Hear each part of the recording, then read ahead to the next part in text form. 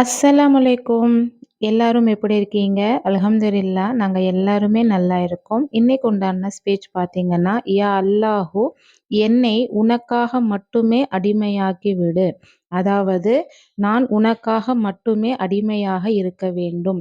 எந்த ஒரு பொருளுக்காகவோ, பணத்துக்காகவோ, வியாபாரத்துக்காகவோ, அதிகாரத்துக்காகவோ, யாருடைய தேவைக்காகவோ, நம்பளுடைய தேவை நிறைவேறுவதற்காகவோ அல்லாஹ்விடம் நம்போ அல்லாஹுவைத் தவிர வேறு யாரிடமும் அடிமையாக இருக்கக்கூடாது.